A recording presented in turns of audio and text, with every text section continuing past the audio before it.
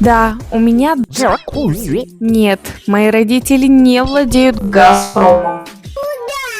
Не спрашивайте, как я успеваю так все засрать. Я не знаю.